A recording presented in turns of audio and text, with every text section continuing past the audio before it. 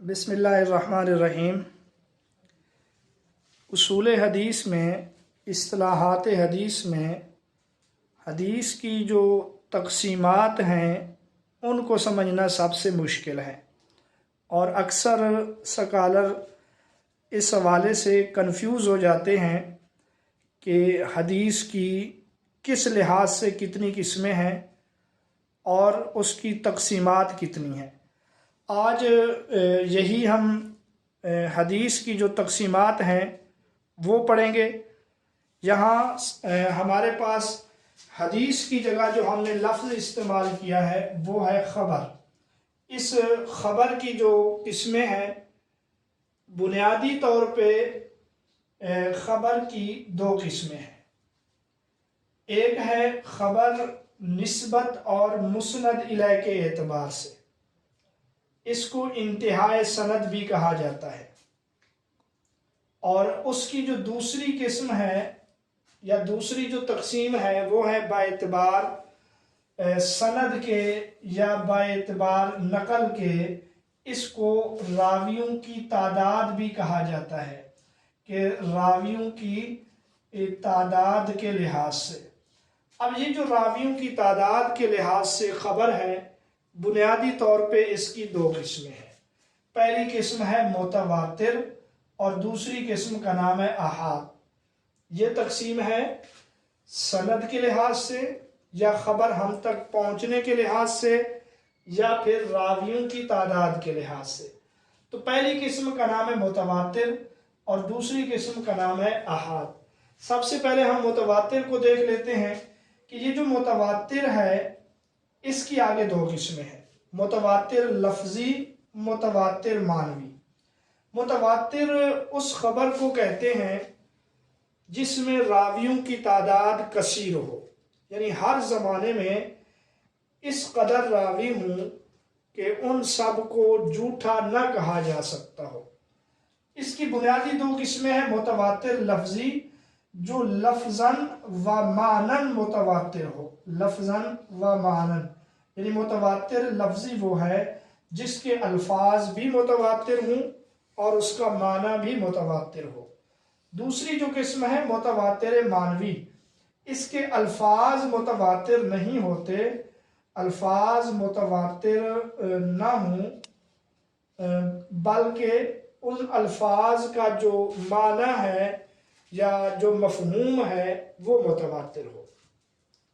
تو باعتبار سند یا راویوں کے تعداد کے لحاظ سے پہلی قسم متواتر، متواتر کی دو قسمیں، یہ بات ختم ہو گئی۔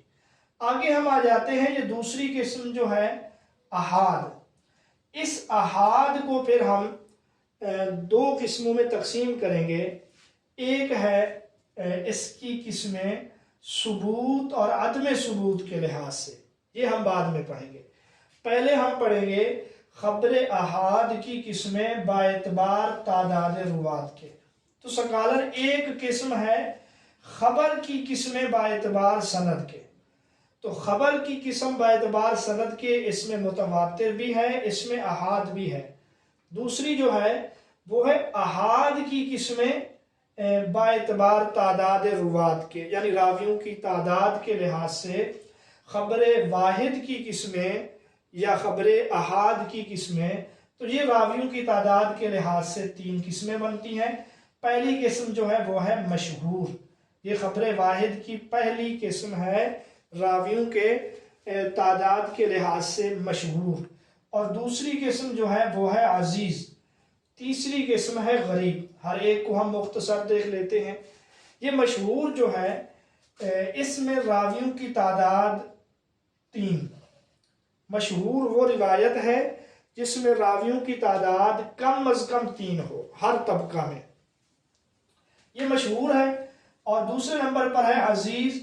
عزیز اس کو کہتے ہیں جس میں راویوں کی تعداد ہر طبقہ میں دو، یعنی ہر طبقہ میں دو سے مراد یہ ہے کہ کسی طبقہ میں دو سے کم نہ ہو، دو سے زائد ہو جائیں لیکن دو سے کسی طبقہ میں کم نہ ہوں۔ اور غریب جو ہے، غریب وہ روایت ہے کہ کسی طبقہ میں صرف ایک راوی رہ جائے۔ یہ خبر احاد کی قسمیں ہو گئیں۔ راویوں کی تعداد کے لحاظ سے۔ یہ جو مشہور ہے اس کی دو قسمیں ہیں، ایک ہے مشہور اصطلاحی۔ مشہور اصطلاحی یعنی یہ جو ہم نے اصطلاحی تعریف کی ہے راویوں کی تعداد کے لحاظ سے، اس کو مشہور اصطلاحی کہتے ہیں۔ دوسری قسم ہے مشہور عرفی۔ مشہور عرفی کا مطلب یہ ہے کہ عرف عام میں جو حدیث مشہور ہو جائے، بھلے اس کی سند میں تین راوی ہر طبقے میں ہوں یا نہ ہوں۔ اسی طرح یہ جو غریب ہے اس کی بھی دو قسمیں ہیں، ایک ہے غریب لغوی اور دوسری قسم ہے غریب اسنادی۔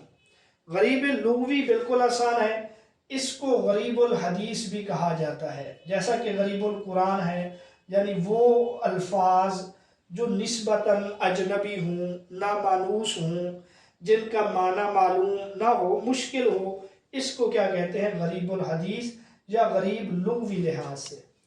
دوسری جو قسم ہے غریب اسنادی یعنی سند میں غرابت، اس کی آگے دو قسمیں ہیں۔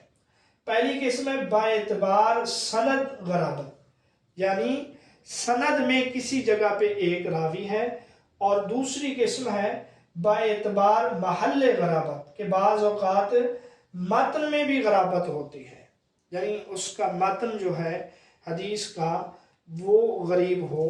بعض اوقات سند میں غرابت ہوتی ہے اور بعض اوقات سند اور متن ان دونوں میں غرابت ہوتی ہے، تو یہ محل کے لحاظ سے غرابت ہے۔ جو سند کے لحاظ سے غرابت ہے وہ ہے غریب مطلق اور غریب نسبی۔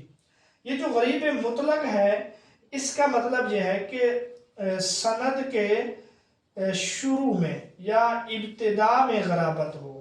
سند کے شروع میں یا ابتدا میں غرابت کا مطلب یہ ہے کہ صحابی یا تابعی یہ جو ہے ایک ہو، باقی بعد میں جا کے ان کے شاگرد زیادہ ہو جائے روایت کرنے والے، تو یہ غریب مطلق ہے۔ اس کو فرد مطلق بھی کہتے ہیں۔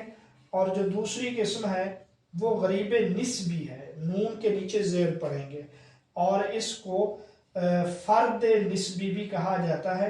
اب ہم اس کی تعریف یوں کریں گے کہ فرد نسبی وہ ہے سند کے شروع میں غرابت نہ ہو بلکہ سند کے آخر میں یا بعد میں جا کے غرابت ہو۔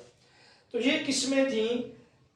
یہاں سے احاد کو ہم نے تقسیم کیا مشہور، عزیز اور غریب میں۔ مشہور کی ہم نے دو قسمیں پڑھی، مشہور اصطلاحی، مشہور عرفی۔ پھر ہم نے غریب کی دو قسمیں پڑھی، لغوی، اسنادی، اور پھر یہ قسمیں تھی اسنادی۔ اچھا، یہ جو قسم ہے اقسام ثبوت اور عدم ثبوت کے لحاظ سے یہ دو قسمیں ہیں، ایک ہے مقبول اور جو دوسری قسم ہے اس کا نام ہے مردود۔ یہ بھی خبر واحد کی قسمیں ہیں، مقبول اور مردود۔ اس کو قوت اور ضعف بھی کہہ سکتے ہیں، ثبوت اور عدم ثبوت بھی کہہ سکتے ہیں، قوت اور ضعف، قوت اور ضعف کے لحاظ سے قسمیں۔ یہ دو قسمیں ہیں مقبول اور مردود۔ اب ہم سب سے پہلے جو ہے مقبول کے بارے میں پڑھ لیتے ہیں کہ مقبول کی پھر آگے دو قسمیں ہیں، کہ جو مقبول ہے اس کی بنیادی طور پہ دو قسمیں ہیں۔ ایک قسم کا نام ہے صحیح اور دوسری قسم کا نام ہے حسن۔ اب صحیح کسے کہتے ہیں اور حسن کسے کہتے ہیں؟ صحیح کی آگے دو قسمیں ہیں، ایک قسم کا نام ہے صحیح لذاتی ہی، جبکہ دوسری قسم کا نام ہے صحیح لغیری ہی، اور یہی دو قسمیں جو ہیں وہ حسن لذاتی ہی اور حسن لغیری ہی۔